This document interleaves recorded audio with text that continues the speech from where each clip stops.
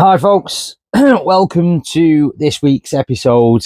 Now, this week it's going to be a little bit different. It's been a very busy week with what's been going on, both at home and with just falconry. And me, I've just forgotten to do a load of filming and missed some content. So we thought, actually, what can we do? Some of you guys that are finding us on YouTube will have just be coming across us for the first time. You may have seen some of the videos, you may have seen some of the animals that we've got. So I think that a decent meet the team video or episode would be in order. So today's episode is going to be all about who we've got. And for some of you OGs amongst us, the original bunch, it's just a reintroduction because obviously you haven't seen us for a while doing the lives that we used to do all the time. So basically it's a bit like a live, but not going live, if that makes sense. Yes, anyway. And if you're wondering who I'm talking to, Barney's behind the camera. So yes. Now, for those that are just coming across us and not understanding what we do, we are an animals education company. We are an animal education company. And also, as well, we do an awful lot of work in schools and do fetes and fairs. There'll be a little bit in this video as well about where we were yesterday. However, I did do some filming yesterday and I realised the camera was facing in the wrong direction. So all the footage that we filmed wasn't really usable. Always for good fun and games. But as I said before, this is going to be warts and all when we're making these videos. Anyway, this is Riley. For those that don't know, Riley is our little owl. She is one of the original crew, aren't you, Missy? About 8.5 years old now, which in wild terms is old. It's past it and gone out the other side sort of thing. So in a while, these guys would be lucky if they got to around about 3, maybe 4 years old at a real push.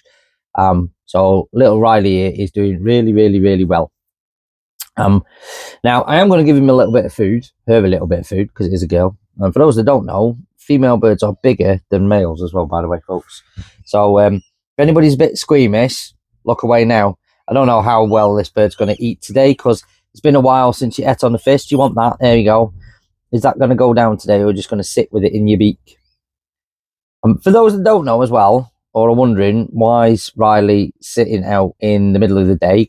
I know we're in the shed, but it is the middle of the day. Most species of owls are actually diurnal. They come out in the daytime. And a quick way we can tell is by looking at the colour of their eyes. So little Riley has got kind of yellow eyes, which tells me that this is a bird that normally comes out in the middle of the day. There you go, gone. So the way we can tell, dark eyes for nighttime, yellow and orange eyes for in the daytime. Do you want a bit more of food now, do you? There we go. Oh, you missed that bit. You got it?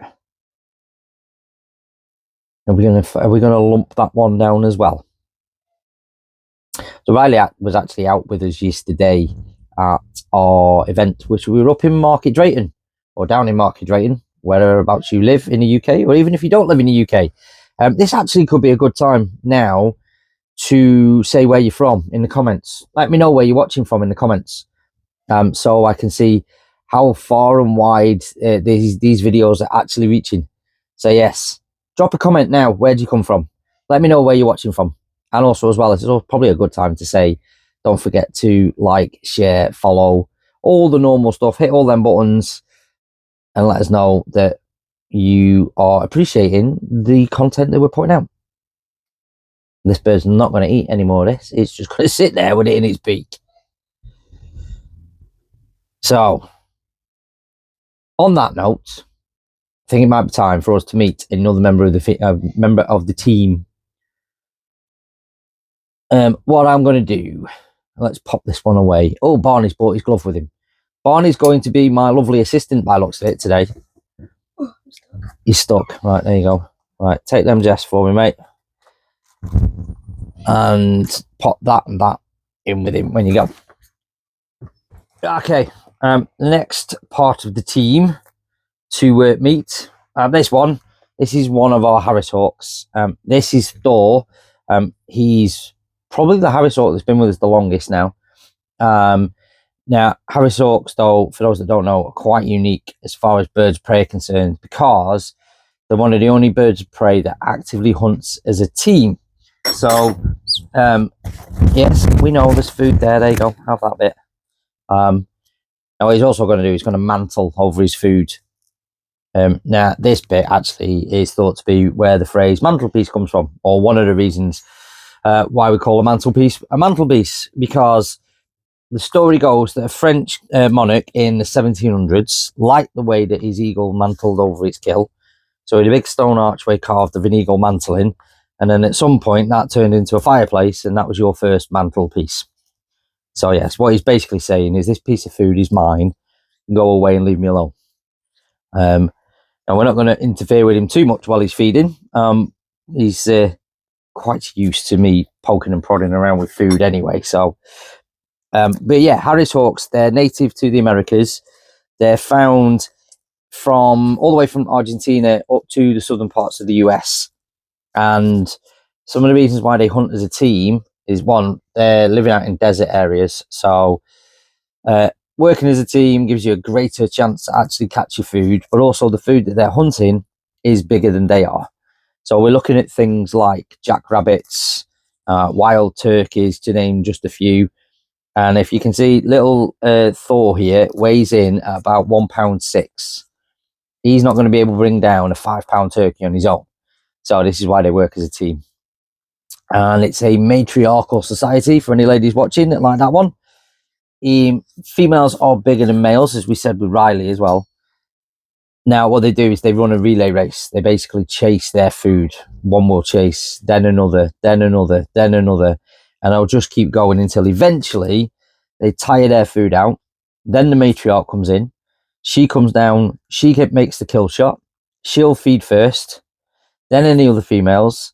Then the older males. And then the young lads that have done all the legwork get scraps at the end. However, what it does do, it makes them one of the best land-based predators on the planet. So, for instance, if you look at a pride of lions, they on average will catch every 8 out of they won't. They will catch, we'll start that bit again, they'll catch every 4 out of 10 hunts.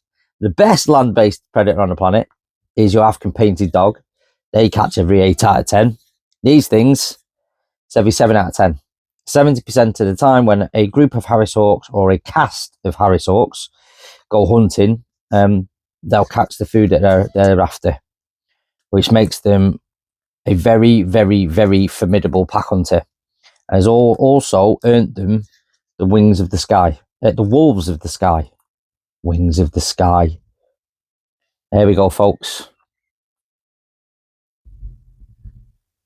So what we're going to do now is we're going to do a swap, because he's already finished his. And I think what you're going to see is you're going to see Barney go and sit here and feed Brock or other Harris hawk. Now, what we often do with Harris hawks is we'll feed them together. So one on one fist, one on another. Because eventually what my plan is, we've actually got 3 Harris hawks. You're not going to see the third one today on camera because he's actually in molt at the minute. So he's getting as much food as he wants. He's as fat as a pig and he hates everybody. Yes, he does, doesn't he? So we're going to leave him in peace. But hopefully in the future, what I hope we're going to be able to do is fly all 3 of our male Harrises together as a cast. So the more they get used to feeding with each other and around each other, it means less chance of us having any catastrophes while we're out flying the birds. So what we're going to do is we're going to do a swap. So I'm going to stand up, Barney's going to come sit down.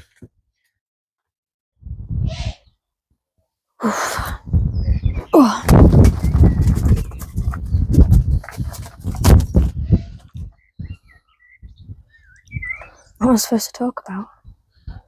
Whatever you want. You've already done everything now. Ah.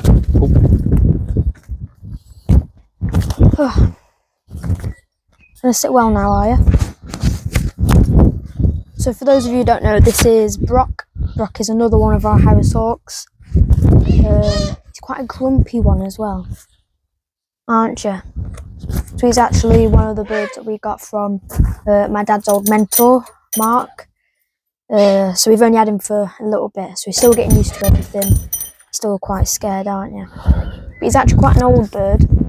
How old he is exactly, I don't quite know, but just a bit of a grumpy bum.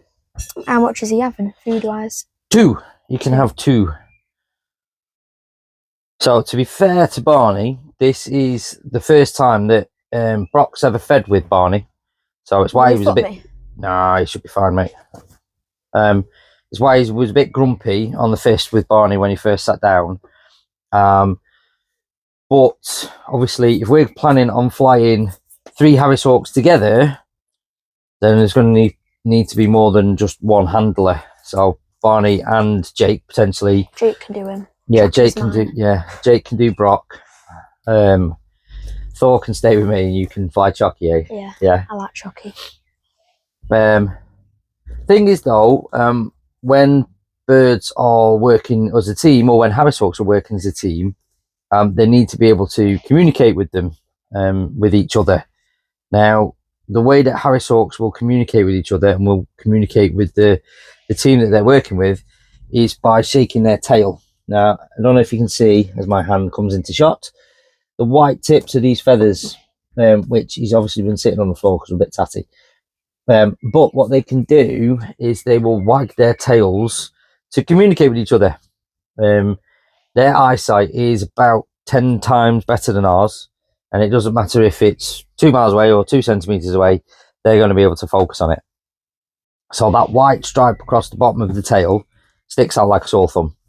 So these birds will use that silent communication while they're hunting, and also when they're just kind of knocking around to make sure they know there's no predators or anything like that.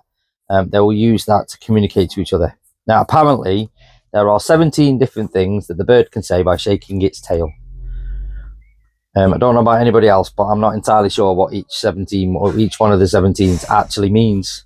But it helps us to know that that bird is communicating with us lot while they're flying. As Brock decides to lump everything down all at once. He's quite struggling with this spot. Yeah. But you can see actually also that Brock's being a little bit standoffish with Barney because he's turned. Blocking me off. He's blocking him off completely. Spit it out if you need to. What we generally don't do when we're feeding the birds, this process now is actually called manning. And we're getting the birds used to being around us and feeding around us, and just basically getting them to feel comfortable being worked with the people they're going to work with. However, Brock there's just being a bit silly with its food. Stuck on the other side. Yeah. But if Barney was to put his hand in there and start pulling that out of the bird's mouth to help him out, Brock won't see it as helping. He'll see it as him trying to steal his food. So we have to kind of let him get on with it and learn what he's doing. But he gets there in the end, as you can see. Yeah. And he's just pulled it out of my hand. For anybody interested, the average kind of size of the group is anywhere between 7 and 10 individuals. If anybody keeps hearing that clink, it's because I've got some tools on the floor and we keep catching them. I can't actually see what I'm doing, so I can't flick this one in. When he's got a bit more of a mouthful, so to speak, just kind of flick it, put it up underneath. There you go. Once he comes down, there you go.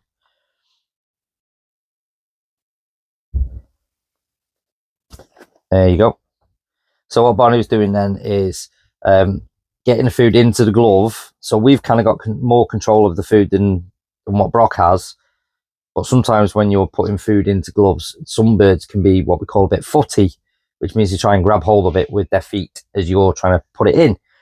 And often they end up grabbing your hand, not so much the food, which can be a little bit painful. Can it not, Barney? Yes. How many times have you been footed now? A couple of times. A few times now. A few times. I'm my Leo. So the dog's just come into the where we are to say hello, which is why Brock's just suddenly stopped feeding.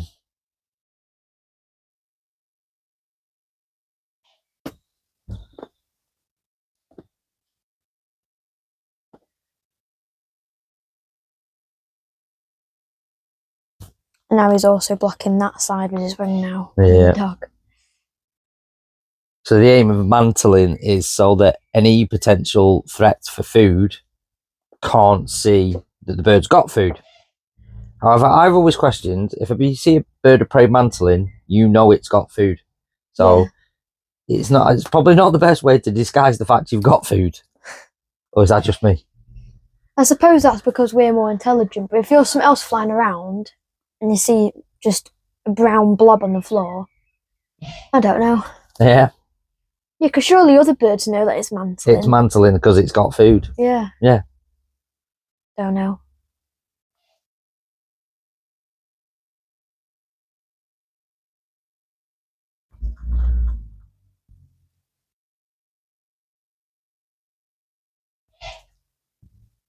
It's got a really musty smell.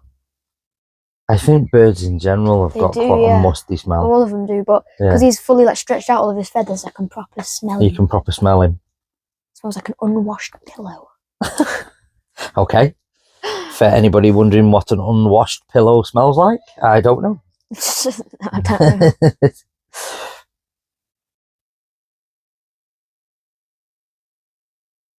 Harris hawks, though, they're actually probably one of the most commonly flown birds in the UK today, and probably throughout Europe, if not the world, because they are so utilitarian and in some respects so easy to train. They are used for absolutely everything from pest control to display work to hunting to TV and film. However, I have a little bit of an issue with the TV and film stuff because quite often they use Harris hawks when in fact Harris hawk wouldn't be anywhere near that environment or that timeline or anything at all. So it's completely inaccurate. However, I understand why they use it, because the Harris hawk's probably the only bird that would actually do what they want what they want to film in the first place. The new film about Shakespeare's wife has got a scene in it where she's flying a bird of prey, because they know that Shakespeare and his wife were both falconers. However, the bird that she's flying is a Harris hawk. However, we've only had Harris hawks in the UK since about the mid-60s. So there's no way that Shakespeare's wife would have ever seen a Harris hawk, let alone fly one. But in the environment they wanted to fly, with the TV crew, with the film crew and everything else, yeah, this was the only one that was really going to do it for him, probably.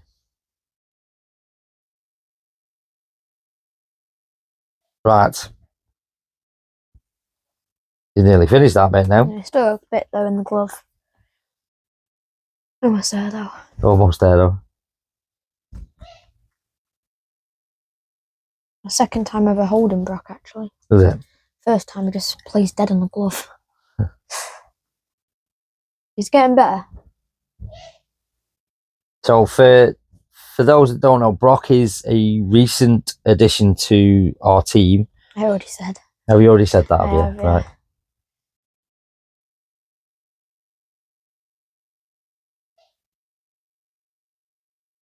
He's doing well though, isn't he? He is, really well. Right. You sit there for a second and I'll do a swap with someone else.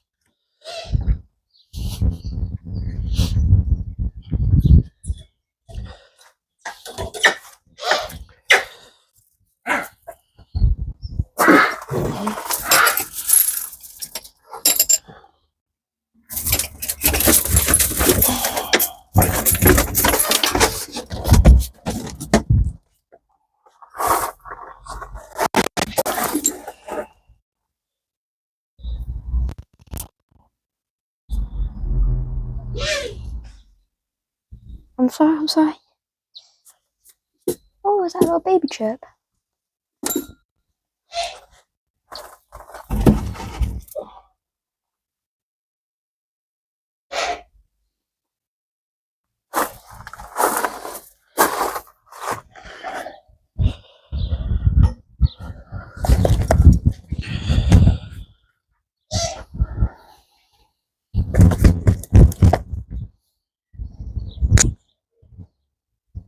Shall we swap? Yeah. Make sure we got some space. He's a silly bum. That one just dropped? Yeah. That is a They've nice literally feather. just fallen out. That's a really nice feather.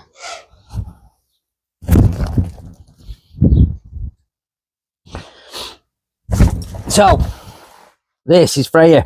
And literally, she's starting to go through a little bit of a molt. And literally, as I picked her up, that fell out of the wing. So that is one of her secondary feathers from her right-hand side.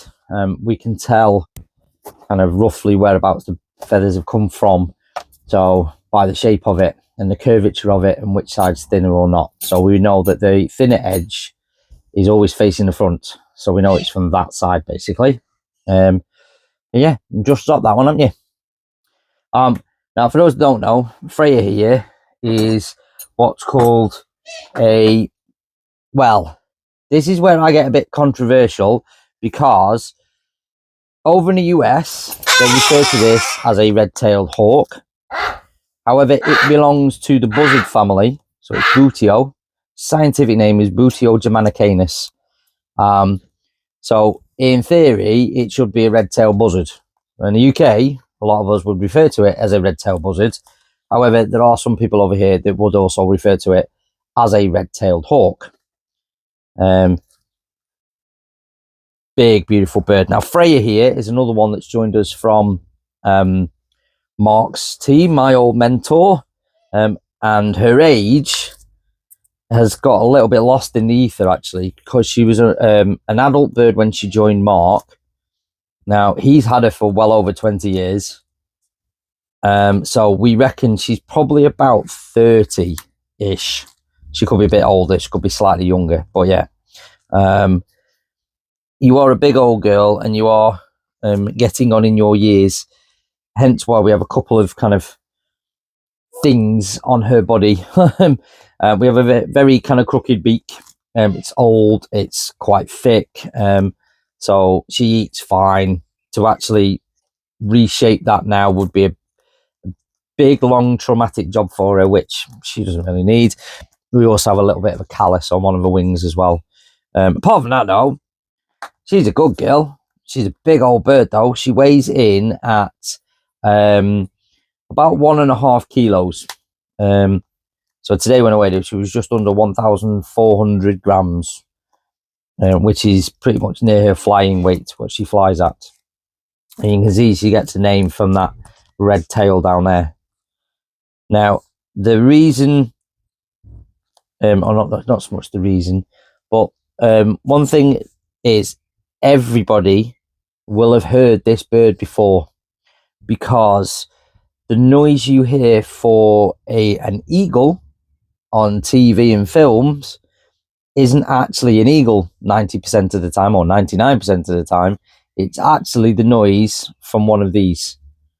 This is the stock noise for an eagle, because the noise you get from an actual eagle, like a bald eagle or a white-tailed sea eagle or a Steller seagull, actually sounds very similar to a seagull, which is not very majestic when you're trying to simulate that these eagles are big, powerful things. So, however, this noise, the noise from this one, is what you hear on a TV or in a movie when you think you're hearing an eagle shouting.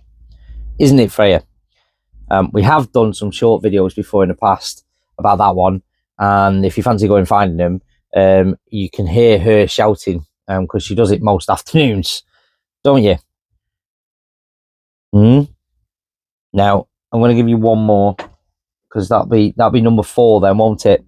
And you can see what a big softie she is, because there's no foot, no nothing. She'll just quite happily take food from you.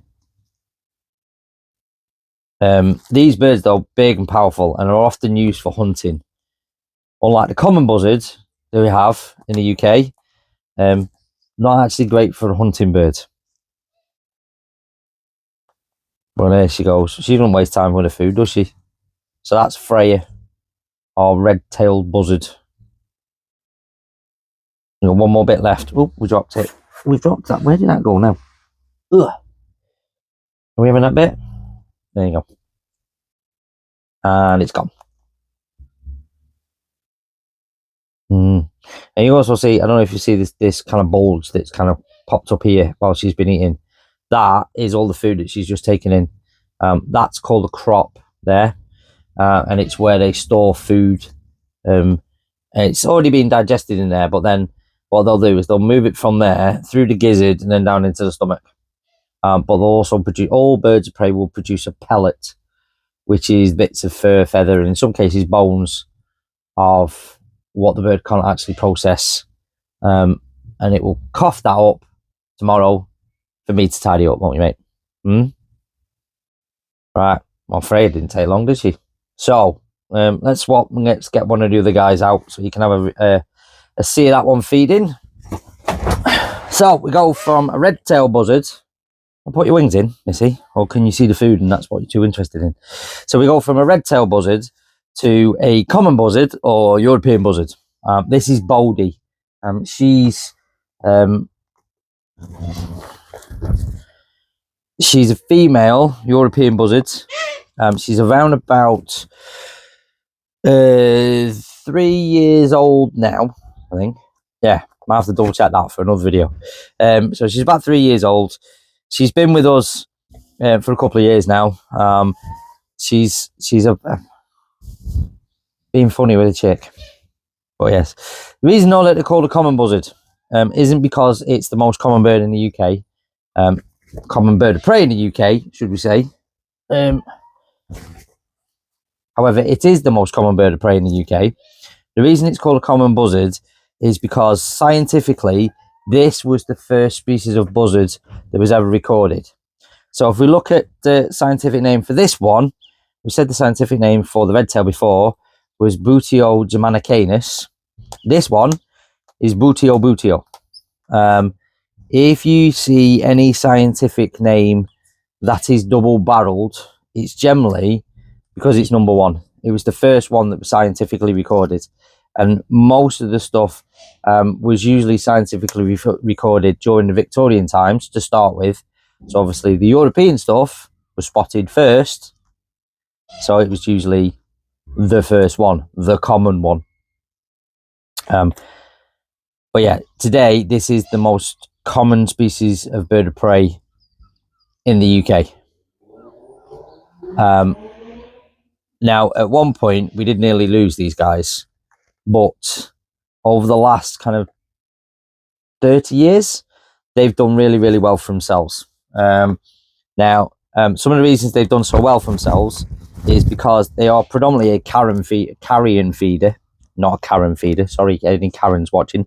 They're predominantly a carrion feeder, and what happened at one point is these guys were suffering really bad, mainly because of a pesticide called a DDT. Now, DDT got banned in '86. Now, during the same sort of time, there was huge outbreaks with things like myxomatosis, which is a disease in rabbits. That the thing is, myxomatosis only affects rabbits. So for a carrion feeder, it was now finding lots of dead rabbits all over the place, which is perfect. We also had outbreaks of a few other diseases as well, such as foot and mouth and blue tongue. Again, these birds can't get infected by that. So we now have lots of dead stuff lying around in the countryside. Now, as a bonus for these, not so much for us, we can catch foot and mouth and blue tongue. So they shut the countryside, which now means these birds are left on their own in the countryside with loads of food to eat. And that's what kind of brought them back from pretty much the brink of extinction in the UK. Now, the problem we've got now, though, is there's not much dead stuff lying around out there. So you are seeing an awful lot more active hunting with common buzzards than you used to. And even a little bit of a turf war going on in some cases between buzzards and red kites. Because red kites are also carrion feeders. But these birds, even though they might not be bigger on the wing, they are more powerful than what the red kites are. So if a fight ensues over food, these guys are probably going to win, to be fair. But yeah, you've already finished that, haven't you, Bodie? Oh, have you got a bit on your beak? Can I have that bit off your beak? Thank you very much. There we go. Yes, I know.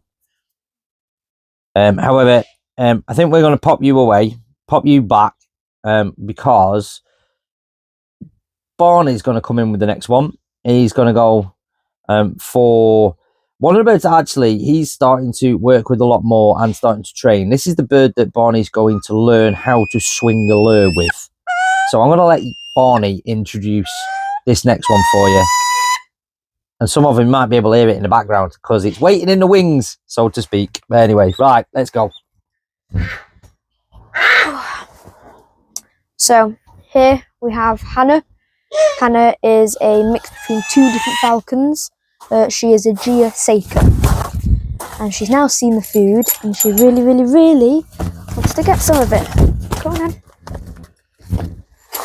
So she's really, really, really good. She is very food driven, to say the least. So as I was saying before, Hannah is a mix between two falcons, a Gia Falcon and a Seika Falcon. So in the Arab states where falconry is really, really sought after and it's quite common, it's very hot down there, and Gia Falcons, which are one of the biggest falcons in the world, live up in northernest regions. So for people in the Arab states that wanted one, they couldn't survive in the hot weather. So they started crossbreeding them with Seika falcons, which could withstand the heat. And that's where we got the mix between the Gia and the Seika from. So she's a very pretty bird, a very big bird. But yeah. Did she foot you? No, I just gave it to her beak and she's put it in her foot. For anybody who heard that commotion in the background as well, because I forgot, obviously I've still got a microphone on, is Perry's getting very excited because he knows he's going next. So he started shouting at me. So yes, you will have heard that on the video. But as Dad was said before, I'm starting to learn how to throw a lure with Hannah. So people that don't know what a lure is, it's almost like a lasso, which you put a piece of chick or food at the end and you swing it round as the falcon goes around you, and every time it comes in you throw it up and then you quickly snatch it back, and you do that for a couple of loops until eventually you then throw it and let the bird take it. So that's how you fly falcons. It's not quite a back and forth to a glove like you do with owls and some hawks. So yeah, that's what I'm learning to do. We will get some videos of that. You have chucked the lure already for Hannah, haven't you? So I wasn't swinging it around as she went round. She flew from Dad's glove to me and I swung the lure up for her to catch. We missed it a couple times and then she did a bit of a loop around, landed on the floor, and then went up for it, and then I quickly chucked it and she got it. Yeah. One of the problems with... So how many is she having? 3. 3. One of the things with learning how to do the lure, it's the timing of the throws, the timing of the passes. So what you're hopefully going to do is, as the bird comes past you and goes to grab the food, just as the bird's about to grab it, you pull it out of the way. Obviously, you've got to get your placement correct for the bird to feel like it can grab it. So yeah, learning that is a skill in itself, isn't it, Barney? It is, yeah. Some people find it a lot easier than others. If you've got good hand-eye coordination, then you might find it a little bit better than people that haven't. I've got dyslexia. Yeah, my hand-eye coordination is not the best. So, me neither. But yes, you'll be learning. And have you told them that Hannah was from Mark originally? No, I haven't yet. So, like Brock before and Freya, Hannah's from Dad's old mentor. So we recently got quite a few birds from him, as he's now getting on a bit and he wants to start retiring and going on holiday more. So he's gone, right here, have all of these. Have all of these. So yes. I think we've got a total of 5 birds. 1 still to come from him.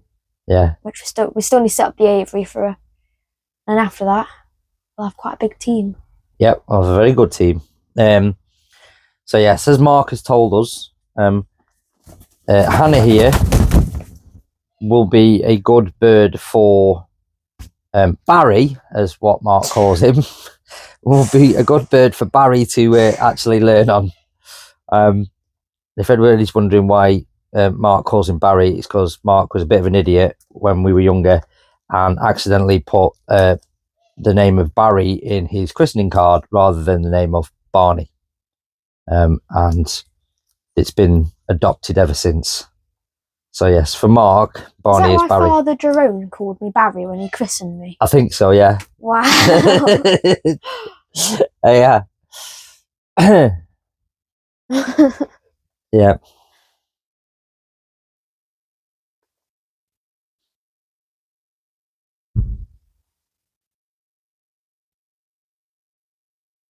But yeah, the Hannah and Barney here, I nearly called you Barry then.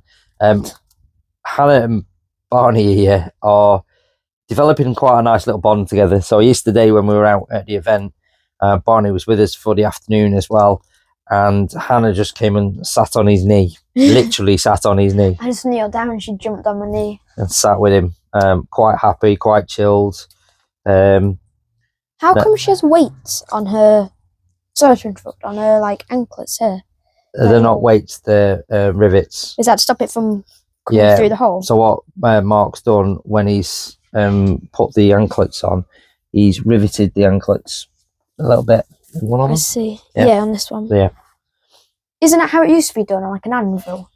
And they'd like put it down and you'd rivet on like an anvil. Yeah, they were kind of riveted, yeah. Yeah. She's already done. It's already done. Doesn't take long, does it? No. It's in my hand now. Right, so you stay there with Hannah for a minute and I'll go get the noisy one. The noisy one. Ask Perry for anyone who doesn't know.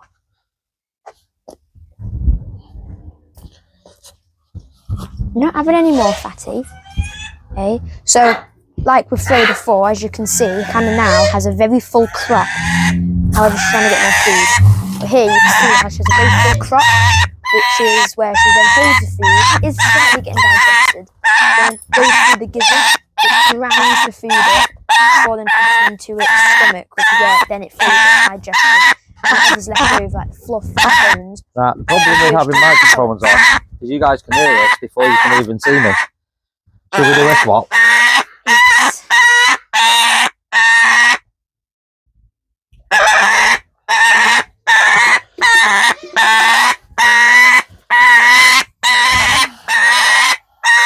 What are you doing?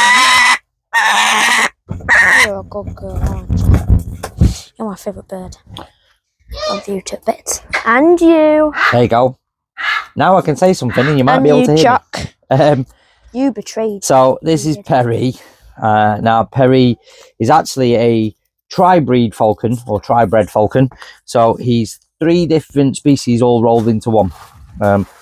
Now, as Barney was saying before about why people hybridize falcons, sometimes as well they just hybridize for different traits, different abilities.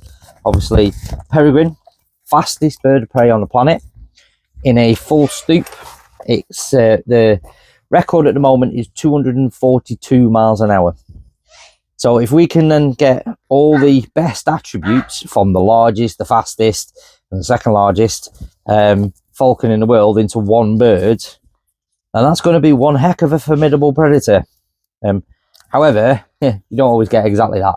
Sometimes you'll get the bits that you don't want from each bird into one as well. Perry here, though, Perry is turning into a very good lure bird. You may have seen some videos for these guys, for him. We're getting him training, getting him up, getting him going. He quite a cunning little bird by looks of it as well, because last time we had him out, he scooted around the wrong side of the trees on purpose to beat us, because we were all looking in the wrong direction and he snuck up behind us. So as a display bird, we cannot ask better than that, to be fair. He's going to be quite a fun one to work with over the years. Perry here is about 3 years old now. So you've dropped that bit, haven't you?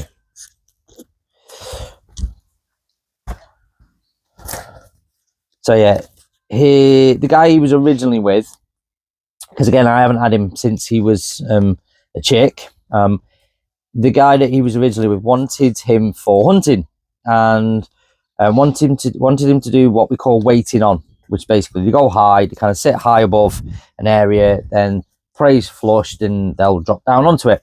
He didn't want to do that. He's not really into that sort of thing. However, he's turning into a bird that's quite happily going to chase a lure for you all day long, which for display work, which is what we do, is perfect. Isn't it, Perry? Now, the noise from him is, we think he was crash reared, which means he was raised as a chick with a load of other chicks by a human. So it's not fully imprinted, but we do get a lot of noise from it, don't we? Now, for those eagle-eyed ones amongst you, you may notice he's got a couple of broken tail feathers. Now, he has actually started to drop a few tail feathers because it's that time of the year and everybody's molting. However, what I will do, maybe later in the season, once we know which ones are falling out, which not, and how much work we're doing, is we may imp some newer feathers into his broken ones and replace them. I think we've got 2 or 3 there at the moment. There you go. Another one that doesn't take too long to actually feed.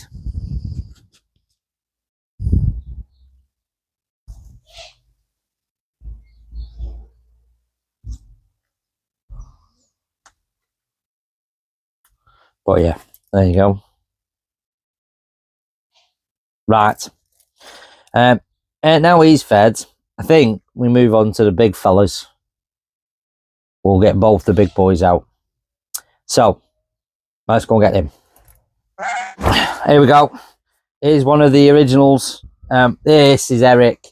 Now, Eric is a Eurasian eagle owl. Now, Eurasian eagle owl is technically the largest species of owl on the planet by wingspan. We know you know there's food down here, don't we? That's my finger. It'll disappear in one lump. Now, Eric is a little boy, so he is again on the smaller side. Yes, all right. Thanks very much. All right. One more for you. A big female will be about a head taller and will have a wingspan of somewhere in the region of about 6'6" somewhere around there. And it's gone, won't it, Eric? Eh? Eric is coming up for about 12 years old now, which isn't really old. In wild terms, it's kind of getting towards latter stages. So we're probably looking on average between 10 and 15 years over in the wild. In captivity, though, the oldest one of these on record apparently is 68, which is just mind-boggling. Now, to be fair, in captivity, anything around the 30 mark or above there is really, really good. The problem you've got, obviously, in captivity is you will start to get age-related issues that you probably wouldn't see in wild ones, because as you get older, if you can't catch your food, or if you are too slow, you become somebody else's food. So yeah, but you're doing quite happily along there, aren't you, mate? Yeah. But he's a big softie. Now, we don't let people stroke our birds. We generally don't do much contact with the birds at all, because when you stroke a bird, what you're actually doing is stripping all the oils out of the feathers. Birds of prey in general don't have that kind of tactile sensation and stuff that parrots would, for instance. So parrots, and birds that live in flocks, are often a lot more kind of tactile with each other, because that's how they clean and groom each other. They preen each other, as the technical term. They preen each other and they build social bonds by preening. Whereas with the bird of prey, they're predominantly a solitary hunter. So there is no preening unless it's courtship behavior or something like something like that. So these guys don't really want the tactileness of being fussed and petted or anything like that. However, saying that though, Eric is the one that we do sometimes let people have a stroke of. However, we do it a very specific way. So we do it with the back of our hands and we just do it on his belly. This bit on the front of his belly isn't actually, it's just seen as more food down there, but it's not for you. You've had yours now. This bit on the belly here isn't really waterproof.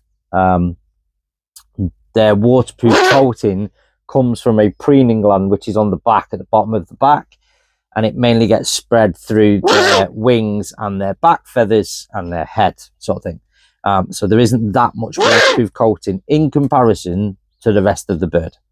So yes, we can get away with stroking him on the belly like so, don't we? Because I do feel that, especially for young kids, that tactile thing is probably one of the biggest things that's going to kind of create memories. Sight, sound, smell, and touch are the 4 things that will basically create memories for you. So obviously it's a big, impressive bird. You can't really smell it until you get up close and personal with it. But the tactile side of things, yeah, if we can let especially younger children have that, then we can potentially build empathy for wild creatures. That is part of what we do, isn't it, Eric? Yeah, thank you. Now, let's go get Sully. Okay, this is Sully. Now, some of you who've been following us for a while will have seen Sully grow up. So, Sully is a Siberian eagle owl. You definitely know there's food down here, don't you, mate?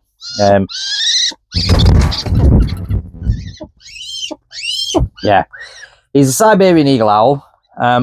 He's exactly, pretty much bang on a year old. And we've had him from a week of age. Now, for those that don't know, owls, the old phrase, the wise old owl, isn't exactly true. There you go. It's not exactly true. It's not that owls are stupid. Right, you're going to try and run off with that, aren't you? So I'm going to have half of that back. There you go. Eat that bit. There you go. And then you can have the rest of it. There you go. Sometimes what he does is, after he's had a couple, he'll want to take the 3rd or 4th one away and eat it in private. So what we can do is, by kind of snapping it as we did, then it encourages you to eat it here and now, rather than trying to stash it somewhere, isn't it? So yeah, owls aren't quite as intelligent as what people think. Their head, yes, their head is taken up by 70% of its 70% of his head, sorry, is taken up by eyes. So there's not a huge brain in there. So when we're working with owls, any owl you see being worked or being flown has been hand-reared, it's been imprinted. So with Sully here, as we said, we've been working with him since he was 1 week of age. He was basically a ball of fluff when I picked him up. So you can actually see this bird growing up if you wanted to follow and go back and check out some of our other videos in the past. But yes, you're a good boy though, really, aren't you? But it's also a reason why both the owls that we've had in were quite noisy, because they were both hand-reared. So they associate us with food. So the best way you can get food off your parents is to carry on shouting at them. Isn't it, Sully? Yeah, see? Now, again, this is, again, one of the largest species of owls on the planet. It's basically the same bird as the Eurasian eagle owl, Eric, we saw before, just a regional variation. So it's a subspecies of the Eurasian eagle owl. So if we jump back onto scientific names just for a second. So the scientific name for the Eurasian eagle owl is Bubo bubo. Scientific name for this one, because it's a subspecies of, is Bubo bubo sibericanensis. Try saying that one after a few beers. So yes, it's basically the same bird from a slightly different area and a slightly different colour. Aren't you? These ear tufts though, just so you know, folks, got nothing to do with hearing whatsoever. He's just showing off with them. Yeah, you are, aren't you? Right, he's had his food. So, yeah. I think what we'll do is we'll go and show you a much more intelligent bird than what this one is in some respects. And show you the last few members of the bird team, because I think the other members of the team, you might have seen one just sitting behind me here, we'll introduce all them properly next week. That can be next week's episode. So let's go pop you away. And I think Barney's already waiting for us in the aviary with the next one. So what we're going to do then is let's go and find where Barney is, because he'll be waiting for us in an aviary. So we found Barney. He's just about to go in this aviary with our striated caracara, which for those that haven't seen before, let me come down here. She's already stolen that bit. She's already stolen that bit. So Barney's gone in with a puzzle feeder for her. So let's see. You've already taken that bit out. No wasting, no messing, straight in.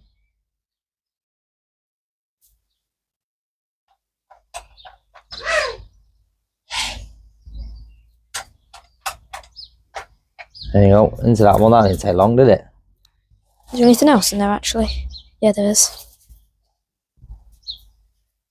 So yeah, this is Xena, our striated caracara, and these things are really intelligent, as you can see. We're going to check around the other side. Can't be bothered walking around. Alright.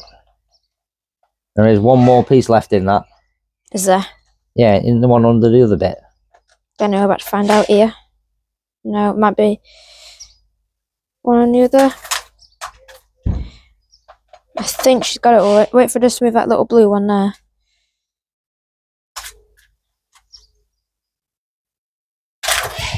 No, she's done it all. Oh, she's had it all. There you go. Emptied. Anyway, striated caracaras. They're native to the Falkland Islands. She's going to go up there for you. And then jump on the glove and nick it. They're native to the Falkland Islands. They're actually a species of falcon, or more closely related to falcons than a hawk, even though she looks like a hawk. But if you look at the things like a beak, let's get this focused properly, folks. There we go. Hang on. Oh, the camera keeps flicking. So yeah, if you look at her beak and the baffles that are in the top of it, and she's gone into the box, they are very reminiscent of falcons rather than a hawk. But one of the things these things like to hunt, here we go, here she is again. One of the things these like to hunt is actually penguins. They're renowned for digging penguins up on the Falkland Islands. So yes, you cute cuddly penguins don't last very long with these guys. That's one way to put it. Yeah. Xena here though. Xena was originally from Suffolk Owl Sanctuary, and came up to us a few years back. She's about 26 years old now, I think she is. So yeah, there you go. You can see obviously she's settled into a nice aviary as well. For those that have seen the other episodes and stuff, she's very much at home in this aviary now. I wouldn't mind making a couple changes. Yeah, don't look at the bars because I haven't finished spraying them yet. My idea is, now that we've had a little look at her and what she likes and what she doesn't use, we can keep the things she doesn't like, keep things she does like, and change a couple of things that she doesn't use, like that branch there. Maybe move it somewhere. Right, and I will apologise that the box behind the back of Barney is covered in poo, but the problem is she sits right on that branch up there, and then poos on that box. I did actually wash that off just a couple of days ago. But anyway. Yeah, move a couple of things around, try and find what she'll actually utilise and actually use more. But other than that, she's doing really well. Proper settled in, isn't she? Yeah. I'm already going to have to change that top of that soon. She started she started to kind of chew a bit off the top, hasn't she? Yeah. On this little bit. Have to jump.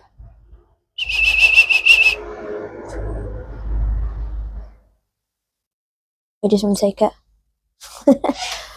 Bit lazy. Right. You got any more to feed her? Yeah, I got 2 more chicks. 2 more chicks to feed her. Yeah. And then what we'll do after we've finished there is, you know, was doing is Bit of box training. getting her used to going in the box when people are about. So it's an old box that we've got. This isn't one we actually use. It's a bit broken and stuff. It's a excuse the French, it's a knackered old box. But yeah. I think what I might do with the last one is actually chuck it in the water. I'm gonna let her go fishing for it. Yeah. Cleaning the beak on the side then though. So she's chewing into that little hole there. And just so people do know, we do clean this very, very, very often. But she's a very big bird. And she creates eats a lot and she creates a lot of bio waste, which is poo. So she's a very messy bird, aren't you? You're gonna try and jump up there. Yeah, it's gonna eat up there. Yeah, just chuck the other one down for her, mate, because she's gonna chase after that. One. Right, what we'll do now though is you can take over for the camera.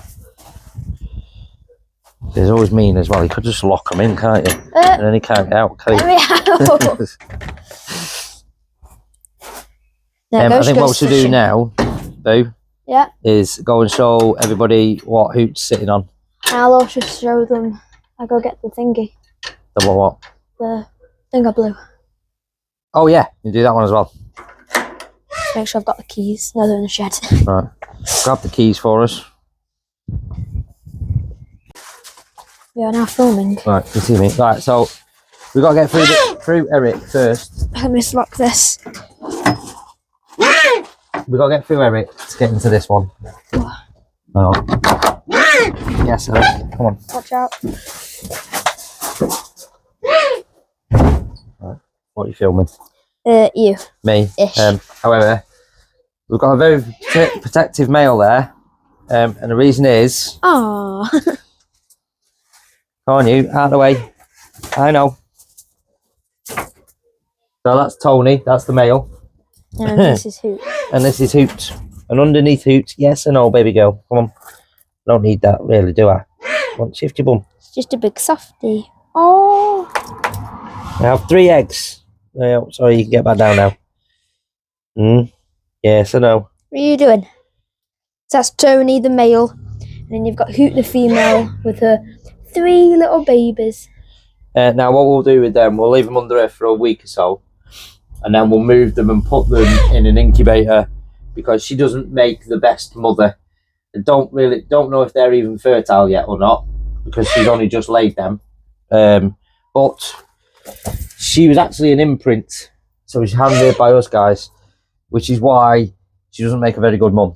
But we'll leave her to that one, and we'll leave Tony. He just landed right on it. Did he? Yeah. Careful of Eric, he's right there watching.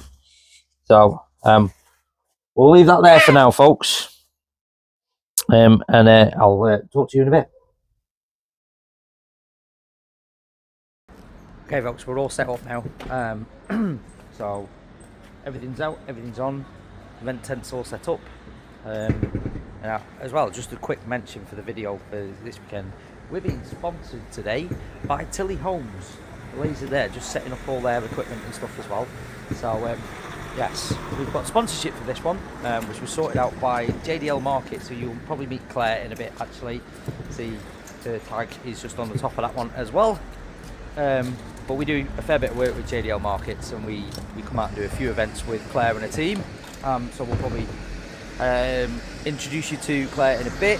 But there you go, everybody's out, everybody's set up, and so yeah, we'll see how the day goes on. We'll probably drop in and out throughout the day and let you know how things are going.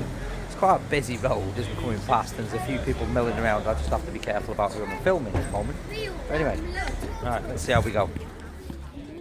So that's the bird team for you, and most of the bird team anyway, apart from Chucky, who obviously is in Malta at the moment, but he's another one of the Harris Hawks. Now, it's just before we finished, actually, Barney wanted to show you something else, because he's quite proud of this one. Now, who actually laid a couple of other eggs, which were non-successful. However, he got one out, and basically he's blown it. So there you go. So what you do basically is you poke a hole in both sides and you blow all the nastiness out and wash it out, and you have just a nice clean shell. So that is what Hoot's egg looked like. It pretty much looked like a ping pong ball. But yeah, just thought I'd show everyone.